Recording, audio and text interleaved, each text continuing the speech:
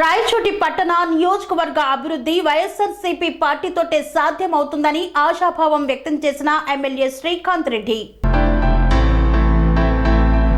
రాయచోటి పట్టణంలో ఎన్నికల ప్రచారంలో భాగంగా బండ్లపెంటలోని మదరసాలు ప్రత్యేక పూజలు అనంతరం మండలి deputy chairman Zakia Khanam, municipal chairman Fayaz బాషాలతో కలిసి ఎమ్మెల్యే శ్రీకాంత్ రెడ్డి మీడియాతో మాట్లాడారు. 5 ఏళ్ల పాలనలో రాయచోటి నియోజకవర్గాన్ని జిల్లా కేంద్రంగా మార్చడంతో పాటు అన్ని రంగాల్లో అభివృద్ధి కార్యక్రమాలను చేపట్టి పూర్తి చేశామన్నారు. రాయచోటి పట్టణానికి శాశ్వత త్రాగునీటిని అందించేలా ప్రత్యేక ప్రణాళికలను రూపొందించామన్నారు. ఈ క్రమంలోనే 2 ఏళ్లలో 100 కోట్ల నిధులతో ఇంటిగ్రేటెడ్ కలెక్టరేట్ నిర్మాణపు పనులను పూర్తి చేయిస్తామన్నారు. 190 కోట్ల నిధులతో పీజీ కేంద్రం, ఆపై యూనివర్సిటీగా అభివృద్ధి పనులను త్వరలోనే ప్రారంభిస్తామన్నారు. ప్రతి గ్రామానికి వెలిగల్లు నీటిని అందించి తీరుతామన్నారు. వెలిగల్లు అదనపు నీటి పథకం ద్వారా ఏడాదిలోగా పట్టణంలో ప్రతిరోజు త్రాగునీరు సరఫరా అయ్యేలా కృషి చేస్తున్నామన్నారు. పట్టణ పేదల కోసం 6,000 ఇళ్లలో నిర్మితమవుతున్న నారాయణ రెడ్డి గారి పల్లె జగనన్న కాలనీలలో అన్ని మౌలిక వసతులు కల్పించి ఆదర్శ కాలనీగా తీర్చిదిద్దుతామన్నారు.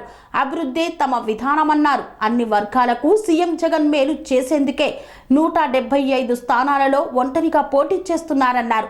అభివృద్ధి సంక్షేమంలో తండ్రికి మించిన తనయుడిగా జగన్ పేరొందారని పేర్కొన్నారు. చంద్రబాబు, పవన్ కళ్యాణ్, బీజేపీలు ఏకమైన ప్రజల అండదండలు జగనన్నకు ఉండేంత వరకు ఎవ్వరూ ఏమీ చేయలేరన్నారు. తాను ఏమైతే చేయగలుగుతానో అదే జగన్ చెబుతున్నారన్నారు. ఇదే జగన్ నిజాయితీకి నిదర్శనమని పేర్కొన్నారు. జగన్ పాలనలో ఇంటింటికి సంక్షేమ లబ్ధి అందిందని శాసన మండలి డిప్యూటీ చైర్పర్సన్ జకియా ఖానం వెల్లడించారు.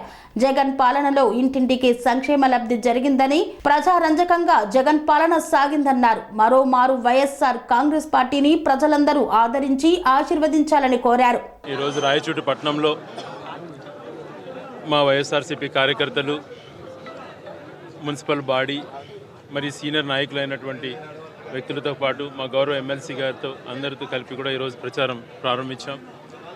ప్రతిసారి కూడా ఇదే దర్గాలో ప్రార్థనలు చేసి ప్రచారం మొదలు పెడతాం. రేపటి నుంచి రంజాన్ పవిత్ర మాసం మొదలవుతుంది. ముందస్తు రంజాన్ మాస శుభాకాంక్షలు సోదరులకు అందరికీ తెలియజేసుకుంటూ, అలాగే ఈ నియోజకవర్గంలో ప్రజలను ఒక ఆలోచన చేయమంటున్నా. 5 సంవత్సరాలలో 2 సంవత్సరాలు కరోనా వచ్చినా కూడా అభివృద్ధి విషయంలో ఎక్కడ నిర్లక్ష్యం వహించకుండా ఎన్నో కార్యక్రమాలు చేపట్టాం. ఈరోజు మొట్టమొదటిగా మా పాంప్లెట్ చూస్తేనే ప్రజలకి ఇస్తున్నటువంటి పాంప్లెట్లోనే ఏం చేశామని చెప్పి స్పష్టంగా మెన్షన్ చేశాం. రాబో రోజులలో అభివృద్ధి అజెండాగా పనిచేస్తాం. శాంతియుతమైనటువంటి వాతావరణంలో ఉండేటట్టుగా ఈ పట్టణం కానీ ఈ నియోజకవర్గం కానీ అన్ని రంగాలు అభివృద్ధి చెందే విధంగా ఇండస్ట్రీ రంగం తెచ్చుకోవాలి. ఇచ్చినటువంటి భూమిలో యూనివర్సిటీ ఎంత తొందరగా ఏర్పాటు చేసుకోవాలి. కొత్తగా జిల్లా ఏర్పడిన తర్వాత వచ్చేటువంటి కలెక్టరేట్లు కానీ మిగిలిన ఆఫీసులు అన్నీ కూడా పర్మనెంట్ భవనాలు 2 సంవత్సరాల లోపల కంప్లీట్ చేసుకోవాలని, అలాగే ప్రతి గ్రామానికి ప్రతి ఇంటికి వెలిగల్లు నుంచి త్రాగునీరు ఇచ్చేటువంటి కార్యక్రమం కానీ, ఇప్పుడు రాయచోటి పట్టణంలో 4 రోజులకు అలా వస్తున్నటువంటి నీళ్లు ప్రతిరోజు మహిళలకు అందించే విధంగా ప్రణాళిక ప్రకారం 17.1 MLDతో ప్రారంభమైనటువంటి పనిని సంవత్సరం లోపల పూర్తి చేసే విషయంలో వీటిపైన దృష్టి పెడతాం. మౌలిక వసతులు ఇప్పుడు 6,000 మందికి పక్కా గృహాలు ఇచ్చిన చోట పూర్తి స్థాయిలో మౌలిక వసతులు ఏర్పాటు చేసి అక్కడ ఒక సుందరమైనటువంటి నగరంగా, అది కూడా ఒక ప్రాంతంగా అభివృద్ధి చెందేందుకు ప్రయత్నం చేస్తాం. ఎందుకు అనంటే ఆ ప్రాంతంలో 6,000 మంది నిరుపేదలకు పట్టాలు ఇవ్వడం జరిగింది. అక్కడ వాళ్ళందరూ కూడా సంతోషంగా ఉండాలి. 24,000 మన రాయచోటి మున్సిపాలిటీలో ఇల్లులుంటే 6,000 అంటే 25% ఆఫ్ ద టౌన్ అక్కడ ఏర్పాటు కాబోతోంది. కాబట్టి ఇవన్నీ అభివృద్ధి కార్యక్రమాలు కళ్ళ ముందర కనపడ్డాయి. రాబో రోజులలో ఏం చేస్తామన్నటువంటి ఆలోచన కూడా మాకు కలిగింది, ఉంది, మా విజన్ ఉంది. కాబట్టి ఇదే ప్రశాంతత కొనసాగుతుంది. ఇదే ఎవరు వచ్చినా కూడా ఆత్మీయ పలకరింపుతో సహా చేసేటువంటి సహాయం చేసే విధంగా కూడా కొనసాగుతాం. అందుకని ఈరోజు జగన్మోహన్ రెడ్డి గారు 175 సీట్లకు పోటీ చేస్తున్నారు.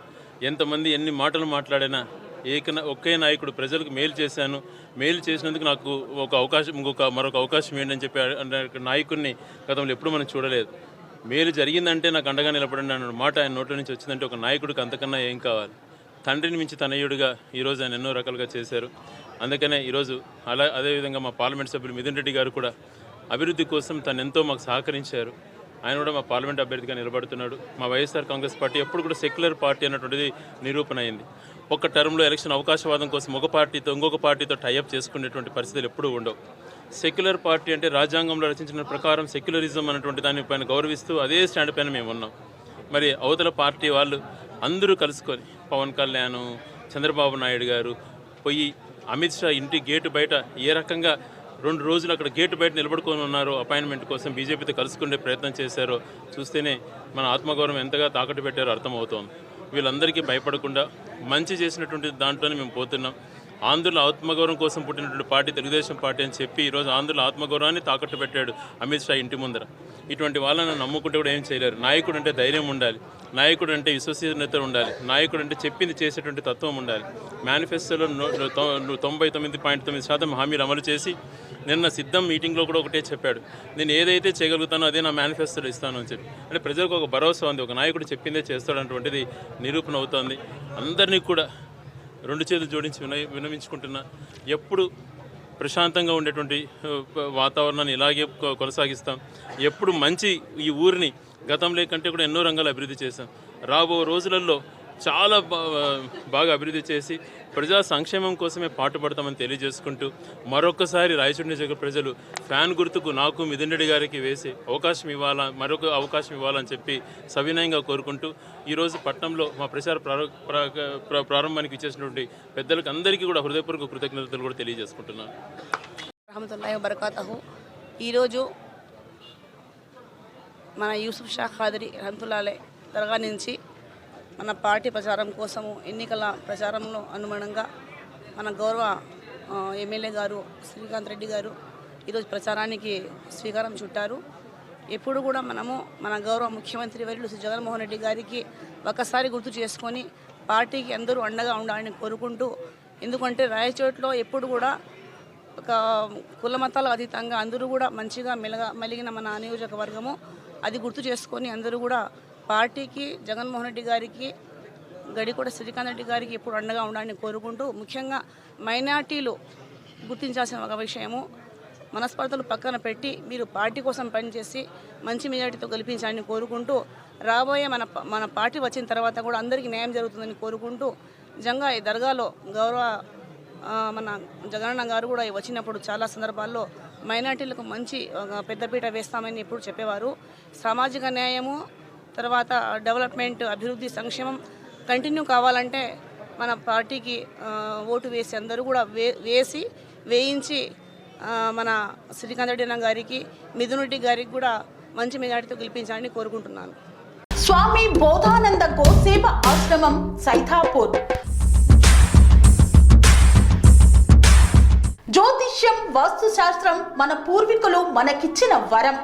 దుర్గాదేవి, కాలభైరవ ఉపాసనతో వాక్సిద్ధి పొందిన శ్రీ శ్రీ బోధానందగిరి స్వామివారు మీకు ఎలాంటి సమస్యలున్నా, వాటిలో ముఖ్యంగా ధన నష్టం, ఆరోగ్య నష్టం, భార్యాభర్తల మధ్య గొడవలు, ప్రేమించుకున్న వారు దూరం అవడం, ఎన్ని సంబంధాలు వచ్చినా పెళ్లి ముడి పడకపోవడం, రోడ్డు ప్రమాదాలు, అప్పుల బాధలు, వ్యవసాయంలో నష్టాలు, పెద్దల మాట పిల్లలు వినకపోవడం, ఆరోగ్య శాంతి, గృహశాంతి, మనశ్శాంతి లేకపోవడం, ఇలాంటి సమస్యలు ఉన్నట్లయితే ఒక్కసారి స్వామీజీని కలవండి.